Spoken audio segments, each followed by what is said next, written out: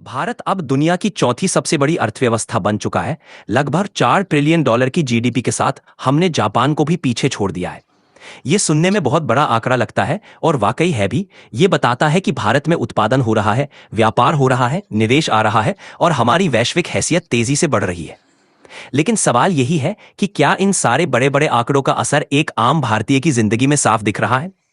क्योंकि किसी भी अर्थव्यवस्था की असली कसौटी सिर्फ उसका आकार में ही होता, बल्कि यह होता है कि उस कमाई का फायदा देश की आबादी को किस हद तक और किस बराबरी से मिल रहा है। आज भारत की प्रति व्यक्ति आय करीब $2,600 के आसपास है। यही अगर जापान की बात करें, जिसे हमने जीडीपी में पीछे छोड़ दिया, तो वहां यह आय करीब $34,000 है। यानी एक औसत जापानी नागरिक हमसे लगभग 13 गुना ज्यादा कमाता है। इसका मतलब साफ है, हमने कुल कमाई में जापान को पीछे छोड़ा, लेकिन उस कमाई का बंटवारा बहुत असमान है। क्योंकि हमारे देश की आबादी 140 करोड़ है और इसी वजह से जब जीडीपी का ये बड़ा केक इतने लोगों में बंटता है तो हर किसी के हिस्से में छोटा टुकड़ा आता है। और यही वो फर्क है जो हम अपनी जेब में महसूस करते हैं, अपने रहन सहन में देखते हैं। कमाई ही नहीं, बात जिंदगी की क्वालिटी की है। भारत का मानव विकास सूचकांक आज भी दुनिया के 130वें नंबर के करीब है।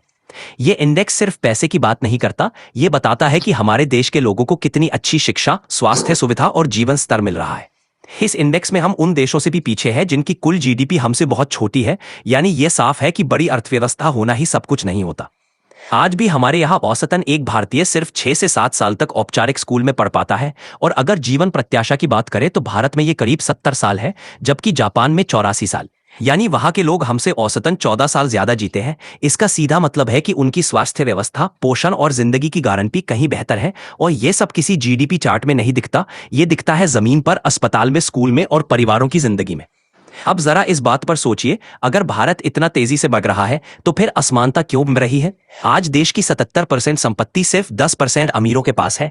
एक तरफ हम अरबपतियों की लिस्ट में ऊपर जा रहे हैं, दूसरी तरफ करोड़ों लोग ऐसे हैं जिनके पास दिन के 2 वक्त की रोटी भी तय नहीं है। तो ये कैसी तरक्की है जिसमें तराजू एक तरफ बहुत भारी है और दूसरी तरफ लगभग खाली? गांव और शहर के बीच की खाई अब भी गहरी है। शहरों में रहने वाले अमीर परिवार एक दिन में हजारों रुपए खर्च कर सकते हैं, वहीं गांव में आज भी करोड़ों लोग दिन के 200 रुपए भी मुश्किल से जुटा पाते हैं। हम एक ऐसे देश में जी रहे हैं जहां मॉल और मलिन बस्तियां साथ साथ बढ़ रही हैं। भारत के 80 से 90% लोग आज भी अनौपचारिक क्षेत्रों में काम करते हैं। यानी वो लोग जिनकी नौकरी स्थायी नहीं है, जिनके पास सुरक्षा नहीं है और जिनके पास कोई भविष्य की गारंटी नहीं है। और जब महिलाओं की हिस्सेदारी सिर्फ 26% हो तो यह समाज की आधी ताकत को खो देने जैसा है। अब सोचिए, अगर आप इतनी बड़ी अर्थव्यवस्था चला रहे हैं लेकिन लोगों को शिक्षा और स्वास्थ्य पर पर्याप्त निवेश नहीं दे पा रहे, तो ये आर्थिक तरक्की सिर्फ ऊपर तक ही सीमित रहेगी। भारत अपने जीडीपी का महज 2% स्वास्थ्य और करीब 3% शिक्षा पर खर्च करता है, जबकि दुनिया के विकसित देश इन पर कहीं ज्यादा निवेश करते हैं। और यही वजह है कि हम आज भी सरकारी अस्पतालों की भीड़ में इलाज के इंतजार में खड़े हैं और सरकारी स्कूलों में पढ़ाई के गिरते स्तर पर चिंतित हैं। हमें इस बात को समझना होगा, तरक्की सिर्फ आंकड़ों से नहीं होती, वो लोगों की जिंदगी से होती है। जीडीपी एक टॉप लाइन है, लेकिन उसका असर तभी मायने रखता है जब वो जमीनी लेवल तक पहुंचे। जब हर बच्चा स्कूल जाए, हर बीमार को इलाज मिलो, हर महिला को अवसर मिले और हर युवा को उम्मीद मिले, तभी हम कह सकते हैं कि हाँ, हमने वाकई तरक्की की है। तो क्या हमें भारत की चौथी सबसे बड़ी अर्थव्यवस्था बनने पर गर्व होना चाहिए? बिल्कुल होना चाहिए, लेकिन साथ ही हमें यह भी देखना होगा कि यह गर्व किसके लिए है। अगर यह सिर्फ शीर्ष 10% के लिए है तो यह अधूरी कहानी है।